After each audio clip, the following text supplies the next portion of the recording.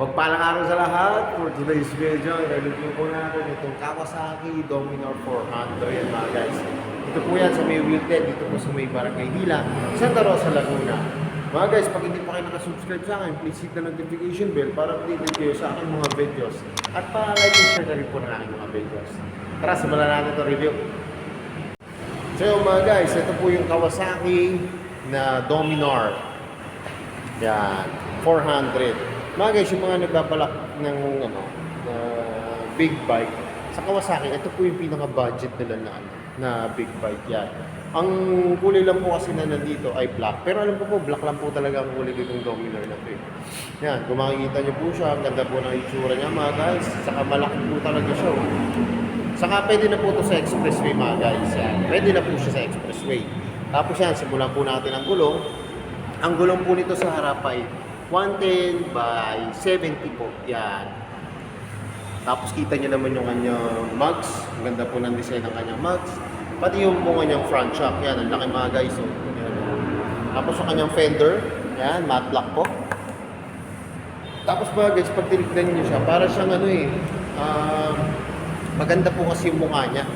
Para siyang yung bilogano yung mukha. Parang ba yun yung Rouser na may halo po na big bike, yan. Tapos ito po yung kanyang visor, yan, tinted na black. Tapos ito po yung kanyang signal light na magkabila po mga guys. LED na yan mga guys ha, LED na po. Pati yung kanyang headlight, LED na rin po yan.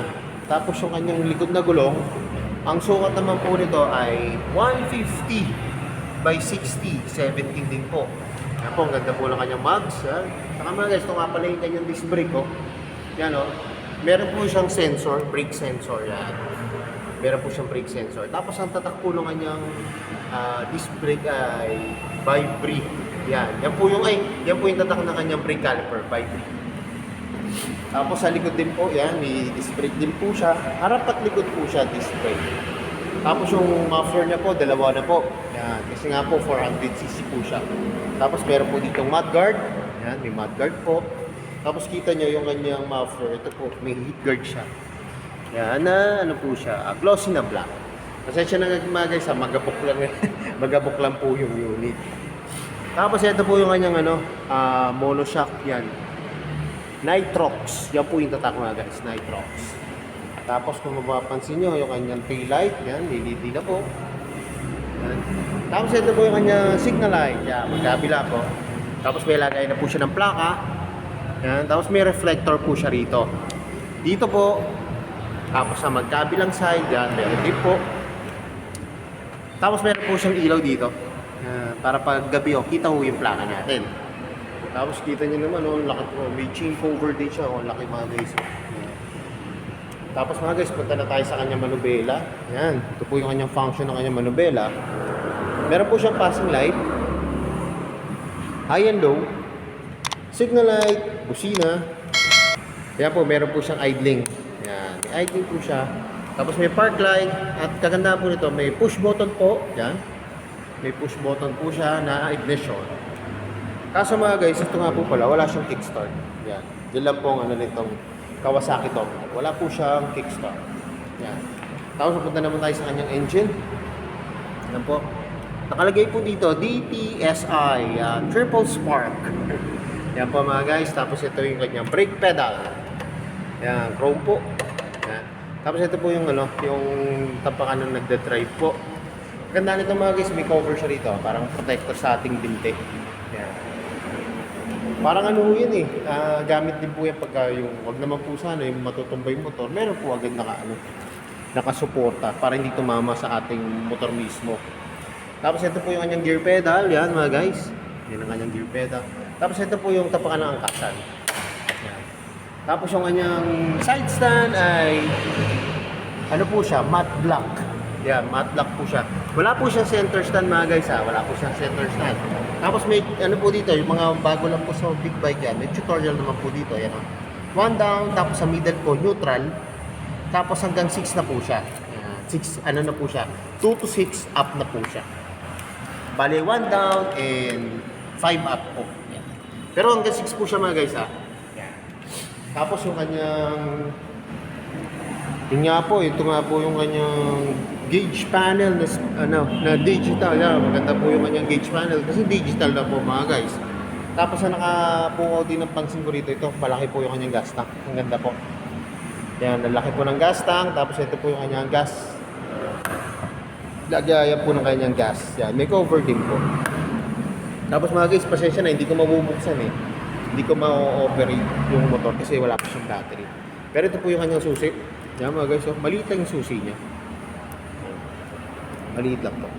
Tapos yung function po ng kanyang susian, yan. Pagka tatanggalin nyo po yung lock, tapos patatakbuhin nyo po, tapos pagka po yung gusto nyo na pong i-start yan. Tapos ito, nakaganda rin po yung kanyang emblem po na Dominar. Tapos yung kanyang flat seat yan, malambot po. Pero talagang maganda po talaga ito pang pagka yung solo po na nagbumotor. Pero pwede naman to kahit may angkas po. Yan. Kasi meron naman po siyang spacious naman po yung angkasan niya dito mga guys. Tapos ito yung kanyang grab bar, yan, maliit lang po. Kabila po, yan. Tapos may nakalagay ulit dito po na D400, yan, emblem po. So, yung, ay mga guys, kung mapapansin nyo, ito lang yung yung side mirror, isa lang po yung nakakabit, kasi yung isa nandito pa po. Hindi ko lang po, nakikabit yan. Nilagay ko lang po muna dito. Yan. So, yung mga guys, alam ko, ito yung naapangan nyo. Nasasakyan ko na to. Yan. Titignan ko kung abot ko. Yan ang natin eh. Kasi nga naman, di naman tayo masyadong katakadan. Titignan natin kung abot natin itong Dominar 400.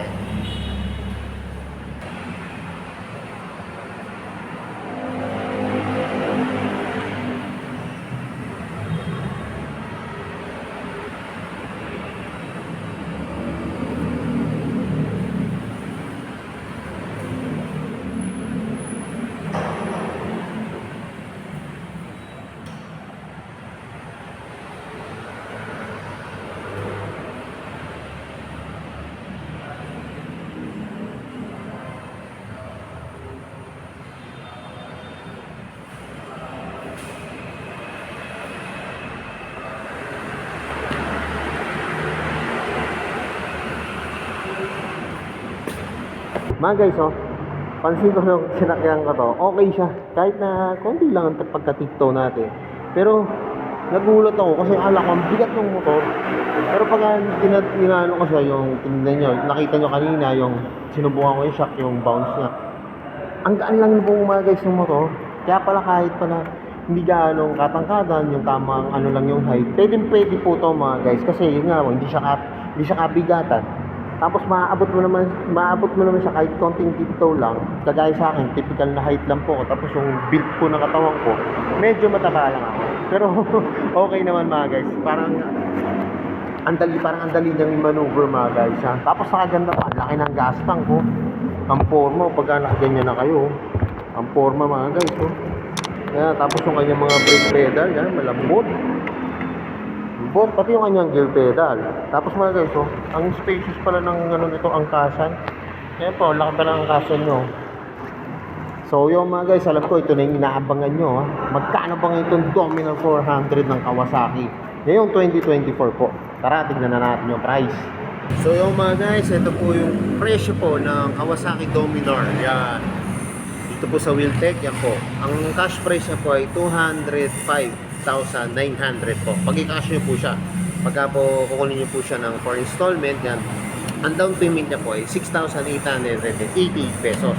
Tapos pagka ito po yung magiging monthly nyo for 3 years po, or 36 months, 9,184 pesos mga guys. Tapos ito po yung kanyang inclusion, yung mga freebies niya po, yan, 1 year LTO registration, 1 year TPL insurance, 1 month MI free, tapos yung mayroon po siyang free t-shirt, sticker, and keychain. Tapos yan po, may 1 year free service mga guys. Pero mga guys, itong inclusion niya, hindi na po siya 1 year, 3 years na po agad to mga guys. Yan. Depende po sa sa usapan po dito. Tapos yan po, naka-ano po siya, naka-promo po siya na Thunder siya. Pagka nag-inquire po kayo dito sa may Wheeltech, dito po sa may Barangay Villa, Santa Rosa, Laguna, i-explain po nila kung paano po yung mechanics po ng Thunders na promo nila. Kaya yan mga guys, kung malapit lang po din kayo dito sa may Barangay Villa, sa may Wheeltech po, kaya pasyalan nyo na po yung Dominar. Dalawa po yung available nila rito, itong Kawasaki Dominar. Kaya, dalawang black. Yan. So yung mga guys, ito yung kanilang list of requirements. Yan, pagkukuha po kayo ng motor.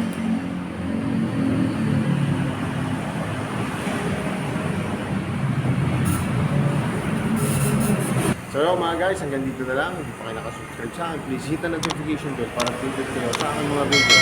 Salamat nga po pala dito sa may Barangay Villa, Santa Rosa, Laguna, sa may Wiltec po. Yan, narireview ko po yung mga motor nila. Marami po po sa loob mga guys, kaya kung naghanap kayo ng motor ngayon, pasyalan po kayo dito mga guys.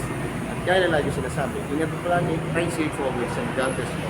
Abangan nyo po po yung mga susunod na videos at palike and share na po. Bye-bye!